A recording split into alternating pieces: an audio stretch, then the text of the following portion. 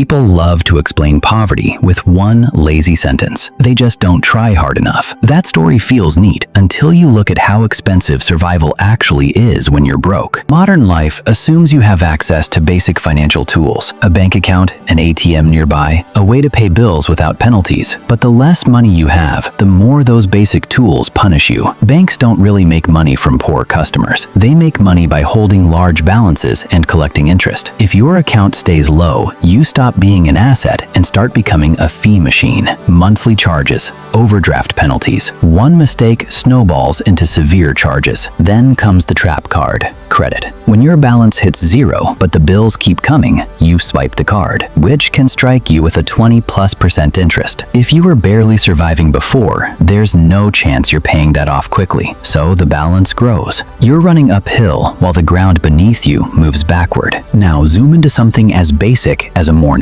If your job lives on a laptop, your commute is a few steps to the kitchen. You can wake up late, save hours of time, and spend nothing just getting to work. But if your job requires your body, talk restaurants, warehouses, cleaning, retail, you don't get that luxury. You have to show up physically. Often in expensive city centers you can't afford to live in, so you live far away, which means commuting. That commute costs money and time. You might need a car, not a reliable one, but an old one, cheaper up front, more expensive later. It hits you with constant repairs, breakdowns, and a bad fuel efficiency. Public transportation is supposed to be the alternative, but in many places it's underfunded, slow, and unreliable. It's treated like a last resort, not a public good. So you pay with hours of your life instead. Hours you could have used to rest, learn a skill, or earn more. And that's before work even starts. At work, power dynamics shift. When your boss knows you can't easily walk away, boundaries weaken. Saying no to extra hours becomes risky. Asking for flexibility becomes a gamble. Time off feels like a favor instead of a right. When it comes to eating, the best option is cooking. But cooking is not that easy either. You see, large grocery chains with affordable prices often skip poor neighborhoods entirely. These areas turn into food deserts. If you don't have a car or time, you're stuck with corner stores charging more for less, or fast food that looks cheap but quietly drains your wallet and your health. Fast food fills the gap because it's fast, not because it's good. It raises the risk of chronic illness long term, and chronic illness is expensive, especially without universal health care. Medical bills don't care whether you're trying to survive, and when the day ends, the work doesn't. It's because smaller, cheaper apartments usually come without time-saving appliances, no dishwasher, no in-unit laundry, so you spend evenings washing dishes by hand or hauling clothes to a laundromat. Most of your time disappears in lines, bus stops, clinics, government offices. When people say time is money, this is what they mean. The poorer you are, the more time every basic task demands. That stolen time adds up. Less time for family, less time for side work, less time to plan an escape route. Even staying warm costs more. Older buildings leak heat. Poor insulation means higher energy bills for worse comfort. You pay extra for inefficiency you didn't choose. And all of this describes a normal day, not a disaster, not a crisis. You can try saving,